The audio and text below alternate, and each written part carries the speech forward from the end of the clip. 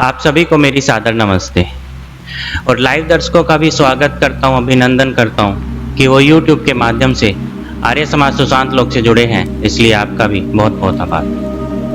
मैं बात कर रहा था कि सूरत जाने से पहले स्वामी जी का गट्टू लाल जी के साथ शास्त्रार्थ होना था, परंतु वो नहीं हुआ और जिस सभा में उनको आमंत्रित किया गया था वहां पर वो नहीं आए, क्योंकि दूसरी जगह उनका एक व्याख्यान होना था।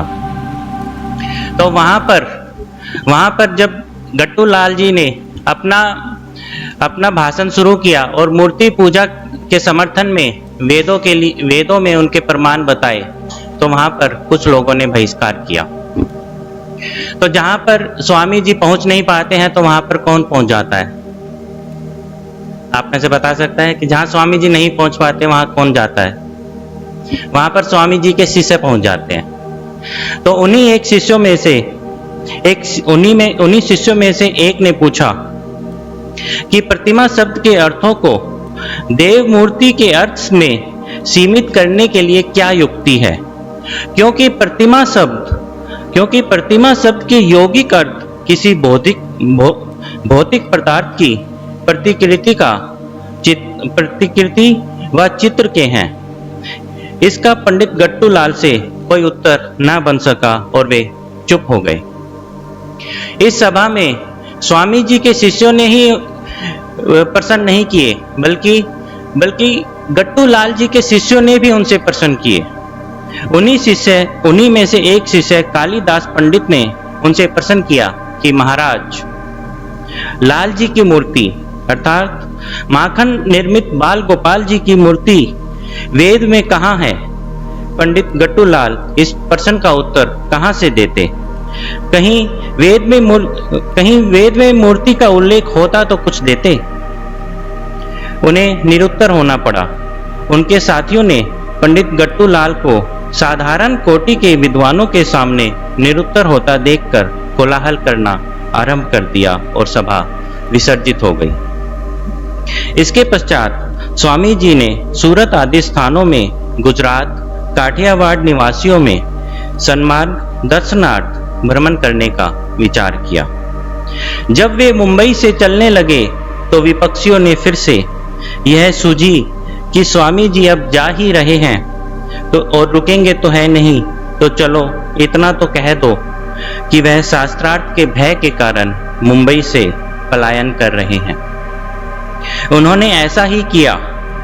ऐसे ही शब्दों का उल्लेख करके उन्होंने एक विज्ञापन वितरण किया। इसके उत्तर में गिरधारी लाल प्रवर्ती ने दूसरा विज्ञापन दिया कि आप लोग मध्यस्थों को नियत करने का पक्का प्रबंध करें, हम स्वामी जी को वापस बुलाकर शास्त्रार्थ करा देंगे। परंतु वहां ऐसा कौन करता? वह तो एक कथन मात्र था, कार्य तो करना नहीं था, तो मध्यस्थ नियत करने से इनकार कर दिया। अब स्वामी जी की इच्छा हुई कि गुजरात के अन्य नगरों तथा काठियावाड़ में भी धर्म प्रचारार्थ यात्रा करें और अतः उन्हें सूरत जाने का विचार किया। स्वामी जी सूरत पहुंचे और सूरत में उन्होंने अपना पहला व्याख्यान एंड्रयूगंज पब्लिक लाइब्रेरी में हुआ था। पुस्तक में लिखा है कि यह व्याख्यान 2 दिसंबर को हुआ था, परंतु पीछे मुंबई में गट्टू लाल जी के साथ जो शास्त्रार्थ होना था वो 5 दिसंबर को होना था। तो हम तिथि पर नहीं जाएंगे क्योंकि तिथि आगे पीछे हो सकती है। तो स्वामी जी का पहला व्याख्यान एंड्रयूगंज पब्लिक लाइब्रेरी में हुआ था। सभापति का आसन डिप्टी जगजीवन दास जी ने ग्रहण किया।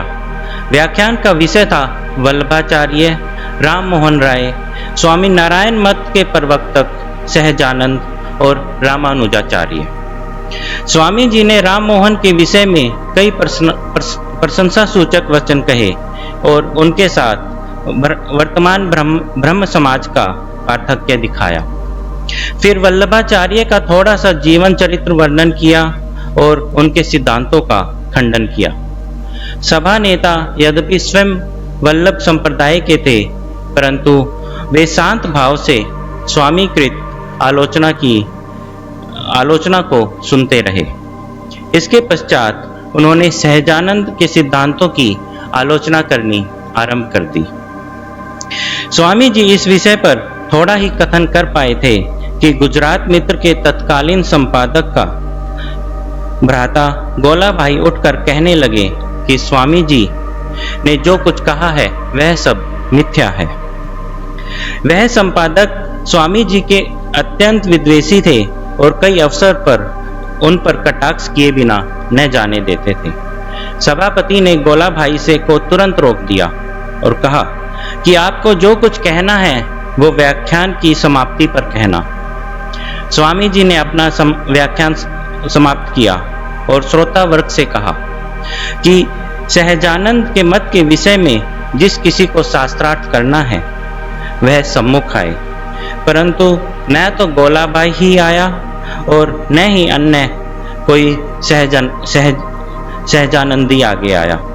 इसके पश्चात निर्भय राम मनसुख राम कंट्रैक्टर ने खड़े होकर कहा कि मैं सहजानंद के संप्रदाय में 10 वर्ष रह चुका हूं, उसके सब भेद और रहस्य मुझे पता है।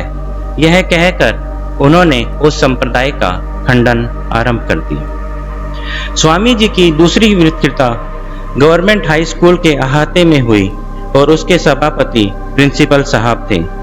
वक्तृता का विषय था कि बुद्धोक्त, जिनोक्त, पुराणोक्त और तंत्रोक्त धर्म में आर्य धर्म का स्वरूप। तीसरा सेठ रामचंद्र की कन्या पाठशाला में हुआ और चौथा रघुनाथपुरे के सेठ ठाकुर भाई चुन्नीलाल चाकावाले के शिव मंदिर के पास से मिले हुए एक मकान में होने को थी, परंतु जब वक्तृता का समय हुआ तो लोग वहां पहुंचे तो उन्होंने देखा कि मकान का द्वार भीतर से बंद है और लोगों ने द्वार को बहुतेरा खटखटाया, आवाजें दी, परंतु किसी ने नहीं सुनी।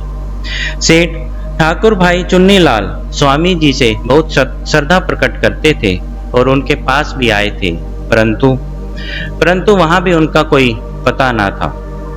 श्रोता वर्ग में से किसी ने स्वामी जी से यह प्रस्ताव दिया कि यदि आपकी अनुमति हो तो व्याख्यान का अन्यंत प्रबंध कर दिया जाए, और उनमें से कई ऐसे प्रबंध करने पर उद्यत भी हुए, परंतु स्वामी जी ने कहा कि ऐसा नहीं हो सकता। व्याख्यान इसी स्थान पर होगा क्योंकि यहाँ होने की ही घोषणा हुई थी। किसी ने उनके लिए एक कुर्सी ला दी और उसी पर बैठकर स्वामी जी ने व्याख्यान देना आरंभ कर दिया। आज के लिए इतना ही। आप सभी का धन्यवाद।